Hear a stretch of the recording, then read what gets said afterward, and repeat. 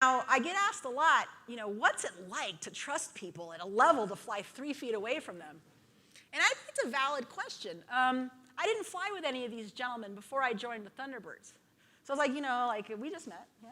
Nice to meet you. Let's fly 3 feet away from each other, 500 feet off the ground at 400 miles an hour upside down. Right? Are you ready?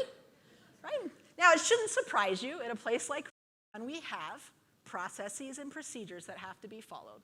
They're set in stone for a reason, because they're probably from lessons learned in the past, or we've hired some really amazing company to come in and analyze us and tell us that's the most efficient way to do it. But we have a syllabus, okay? And you can follow all of that. But when people ask me, what does it take to trust people to this level, the answer is simple. You build trust by being trustworthy. You build trust by being trustworthy.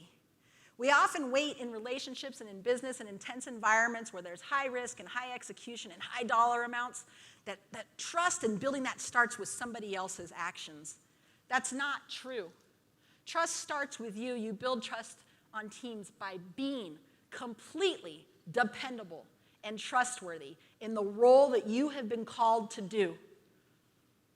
You are so dependable and so trustworthy under any circumstance that if anyone in this room has a question about your portion of the portfolio, it is muscle reflex, instantaneous, that they pick up the phone and call you because they know you are the subject matter expert. You have done everything in your power to always be accountable to the standard and always be accountable to the role that you have been called to do right here, especially as leaders, okay? I was given a 3-foot bubble to move around in. I could move up and down 3 feet, left and right 3 feet, or forward and aft 3 feet. That was my lane. And as long as I stayed in that bubble and everybody else agreed to stay in that bubble, we were going to stay out of each other's way, if you know what I'm saying. And I remember when I first started flying, I spent 2 years looking left, just like this.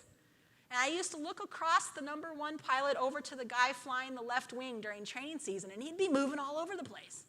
And here I am, hurtling through space, thinking, why is he over there moving all over the place? What is he doing? Wow, what a stupid thing to do, right? Don't fly in other people's positions. Stay out of other people's cockpits, right? You do need to know, to break down the silos, what they do. You do need to know the role that they play in that overarching formation and in that mission. But let them fly their role. Okay? Let them fly their role. So building trust by being completely dependable in all circumstances. I wasn't called to be the leader. I wasn't called to be left wing. I was called to be completely dependable at all circumstances in the #3 position.